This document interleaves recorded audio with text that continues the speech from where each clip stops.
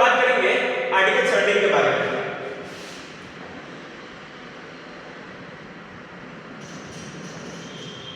मैंने आपको पीछे से बताया था कि article 14 allow you to be not sufficient for the concept of achieving the purpose of equality। ठीक है, ये आर्टिकल 14 से लेके आर्टिकल 18 ये पांचों प्रोविजन इक्वालिटी को बात करते हैं। उसमें से एक प्रोविजन आर्टिकल 17 का है। ठीक है, अब ऑल्दो आर्टिकल 17 में आपको क्या मिलेगा, एबोलिशन ऑफ अनटचेबिलिटी। तो आर्टिकल 17 क्या कहता है, एबोलिशन ऑफ अनटचेबिलिटी।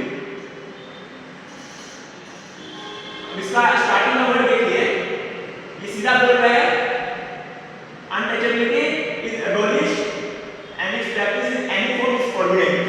ठीक है, तीन लाइन में डेफिनेशन है, उसका क्या कर रहा है, untouchability is abolished and its practice in any form is forbidden। सो ये सीधा स्टार्टिंग प्रोविजन ये कह रहा है कि अनटचेबिलिटी को हम लोग ऑफिशियली एबोलिश कर रहे हैं। उससे पहले क्या आपको पता है जब देश आजाद हुआ था, ठीक है, उससे पहले क्या होता था, ब्रिटिश टाइम के एरा में there were so many practice of untouchability. Dalit लोग के साथ डिस्क्रिमिनेशन होता था, what basis, because they were delivered at the time from the very inception of the birth। as soon as the person has been born in a Dalit family, उसके साथ discrimination होता था, है ना। लाइक अगर मान के चलो मंदिर जा रहे, मंदिर उसको अलाउ नहीं कर रहे लोग को, लोअर कास्ट लोग को। और अगर मान के चलिए इवन अगर वो कुआं से पानी निकाल रहा है, ये सब आप देखते होंगे टीवी सीरियल में, तो आपको पता ही होगा, है ना, किसमें क्या प्रैक्टिस होते थे फिलहाल। तो उसमें क्या होता है कि उस समय बहुत सारा अनटचेबिलिटी का प्रैक्टिस थे। तो इसलिए अब कॉन्स्टिट्यूशन बन रहा है, अगर मान के चलिए कॉन्स्टिट्यूशन बनने के बाद भी अनटचेबिलिटी का प्रैक्टिस हो रहा है, इक्वालिटी का कांसेप्ट आ सकता है क्या? इक्वालिटी कहां आ रहा है क्या? वो तो सिर्फ बुक में ही रह गया कॉन्स्टिट्यूशन, है ना। तो इक्वालिटी तो है नहीं, तो इसलिए हम लोग को उनको इक्वालिटी लाने के लिए इसलिए बहुत जरूरी है कि अनटचेबिलिटी को एबॉलिश करें। ठीक है, इसलिए वो कहता है, क्या कहता है कि untouchability is abolished and it's practice in any form is forbidden. यानी कि ये आप ऐसा नहीं कि आप बस बोल दें ठीक है मंदिर चले जाइए, फिर कोई से पानी निकाल लिया और आप बोल दिए कि अब इक्वालिटी आ गया, वैसे नहीं है। इन एनी प्रैक्टिस आप अगर इनडायरेक्ट वे से इसको अनटचेबिलिटी कर रहे हो, जैसे कि मैंने आपको एक तो से गिलास में पानी लाया, मैं लोअर कास्ट मतलब मैं दलित, ठीक है, मान लीजिए एग्जांपल देख रहा हूं, तो आपने बोला कि वहां पे साथ मतलब साफ दिया, करने दिया, एक तरह से एनी फॉर्म में एनी प्रैक्टिस है ना, जैसे प्रैक्टिस हो रहा है ना। क्या कह रहा है, आप इसको देखिए, कॉन्स्टिट्यूशन का इंटरप्रिटेशन आपको एक एक वर्ड करके बहुत केयरफुली समझना पड़ेगा। इसमें क्या कह रहा है कि practice in any form of forbidden, वो फोरबिडन बनेगा सिर्फ आपको रिस्ट्रिक्ट कर रहा है। आप डायरेक्ट वे इनडायरेक्ट वे कैसे भी वे से अगर आप अनटचेबिलिटी का प्रैक्टिस कर रहे हो तो वो ऑफेंस माना जाएगा। वो ऑफेंस कैसे माना जाएगा, पहले आपको जो स्टार्टिंग का जो प्रोविजन है untouchability abolition is practice any form is forbidden, ये कंसेप्ट आपको क्लियर हो गया। तो मैं आपको दूसरे में पहुंचना चाहता हूं। उसमें कह रहा है कि the enforcement of any disability arising out of untouchability shall be an offense punishable in accordance with the law। ठीक है, अब इसमें ये देखिए कि ये बोलता है कि any disability arising out of untouchability, यानी कि अगर मान लीजिए चलिए टेंपल है, मैंने उसको डिसेबल कर दिया। डिसेबल कैसे कर दिया? डिसेबल कर दिया कैसे? मैंने उसको अंदर आने नहीं दिया, और मैंने अब उसको अंदर नहीं जाने दे रहा हूं। क्यों नहीं अंदर आने दे रहा हूं? क्योंकि वो लोअर कास्ट है। अब लोअर कास्ट अंदर नहीं आने का डिसेबल कर रहा हूं ना, भले वो डिसेबल कैसे भी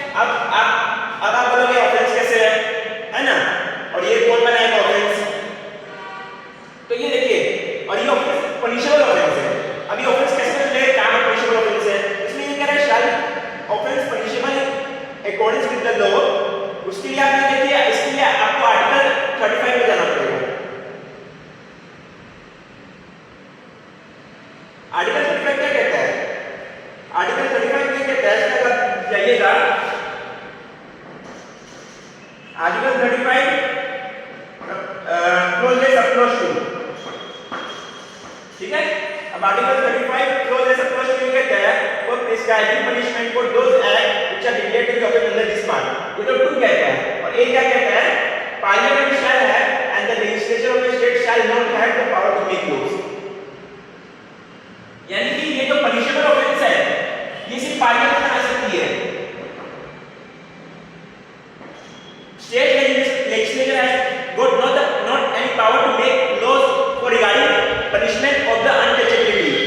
तो ये untouchability कह तो दिया पनिशेबल है, ऑफेंस है, ऑफेंस विद पनिशेबल आर्टिकल 17 में, लेकिन ये स्टेट लेजिस्लेचर पनिश नहीं कर सकता है। वो लोग नहीं कर सकता कि आपने अनटचेबल प्रैक्टिस किया है इसलिए मैं आपको पनिश कर रहा हूं। ये this power has been conferred only to the parliament.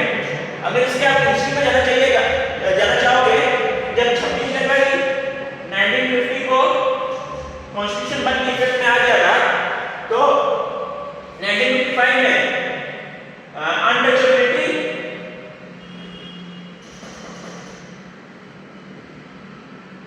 Offence act of 1955 ये पार्लियामेंट ने लॉ बनाया।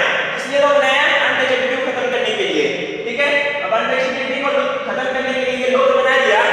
अब देखिए इसमें क्या देखिए, इसमें बहुत सारी इनहेरिटेड वीकनेस थी, ठीक है। अब इसमें बहुत सारी वीकनेस थी, तो क्या हुआ कि सुप्रीम कोर्ट ने डायरेक्शन दिया इसमें कुछ अमेंडमेंट की जरूरत है। तो जब अमेंडमेंट की जरूरत हुआ तो उसके बाद में इसमें कुछ कमेटी बनाई गई और कमेटी बना के रिपोर्ट सबमिट हुआ। रिपोर्ट सबमिट के बाद अमेंडमेंट किया गया इसमें, और इसमें अमेंडमेंट करके क्या हुआ कि इसका नाम चेंज करके, मतलब नाम अमेंडमेंट हुआ और इसका नाम चेंज करके प्रोटेक्शन ऑफ, मतलब इसमें अमेंडमेंट किया गया, इसका नाम चेंज किया गया protection of civil right of 1955 change किया गया। अमेंडमेंट से चेंज किया गया 1976। अब क्या कहता है, अब ये कहता है कि अगर मान के चलिए अनटचेबिलिटी प्रैक्टिस हो रहा है तो ठीक है, तो उसके लिए आपको सजा मिलेगी। वो सजा क्या कहती है, वो सजा ये कहती है कि आपको 100 रुपीस का फाइन भरना, ठीक है। अब आप कुछ मत हो जाइएगा, 100 रुपीस का फाइन क्या है, 100 रुपीस का फाइन प्लस या फिर और कि आपको 1 मंथ का जेल। समझ में आ गया आर्टिकल 17 न्यूक्लियर में। आर्टिकल 17 में समाप्त करना चाहो तो आपको बता दूं कि untouchability is एबोलिश्ड because at the time of independence there were many practices going on regarding the untouchability. We all know कि untouchability although in urban area it might have been not it has been forbidden in the sense अभी practice नहीं होती है, लेकिन अगर rural area में जाइएगा तो पर्टिकुलरली आप देख सकते हैं रूरल एरिया में जहाँ गांव विलेज में अभी भी कुछ अनटचेबिलिटी की प्रैक्टिस होती है ना।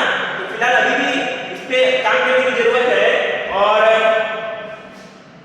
तो इसमें यही हो गया कि क्योंकि मान लीजिए हम लोग अनटचेबिलिटी एबोलिश कर रहे हैं, तब अनटचेबिलिटी एबोलिश कर रहे हैं तो क्या हुआ कि उसके बाद एबोलिश करने के बाद क्या हो रहा है कि जो पर्टिकुलर लोअर कास्ट के लोग हैं अब अनटचेबिलिटी उनके साथ अगर मान लीजिए प्रैक्टिस करें तो वो लोअर के लोअर ही रह जाएंगे ना। देखिए constitution is all about relative provision. Article 14 क्या कहता है, equality before law and equal protection of law, ठीक है ना। आर्टिकल 15 क्लॉज 1 क्या कहता है, there shall be no discrimination, लेकिन वो दोनों क्लियर सफिशिएंट नहीं है। उसके लिए मतलब article 17 you should article 17 should be read with article 14 read with article 15 clause 1, है ना। तो क्लियर मान के चलिए आर्टिकल 14 हमारा बोल रहा है इक्वालिटी होना चाहिए, नो डिस्क्रिमिनेशन होना चाहिए। और अगर आप अनटचेबिलिटी प्रैक्टिस करोगे तो कहां से आएगा इक्वालिटी, इक्वालिटी नहीं रहेगा ना। तो इसलिए अब हम लोग बात कर रहे हैं एबोलिशन। अब एबोलिशन हो जाएगा, अनटचेबिलिटी प्रैक्टिस नहीं होगा, फिर उनको मान के चलिए एक तरफ से इक्वल प्रोटेक्शन ऑफ लॉ दिया जाएगा, ठीक है। तो वो लोग यहां से फिर यहां पे आ जाएंगे, ठीक है। और एक बार जब यहां पे आ गए तो इक्वालिटी होगी, है ना। The purpose of the constitution what's purpose क्या है, लेबल क्या कहता है, इक्वालिटी फ्रेटर्निटी। आप उसके साथ अनटचेबिलिटी प्रैक्टिस करोगे तो फ्रेटर्निटी कहां से आएगा, दिस फ्रेटर्निटी क्या होता है, फ्रेटर्निटी होता है कि ब्रदरहुड, है ना, सेंस ऑफ ब्रदरहुड।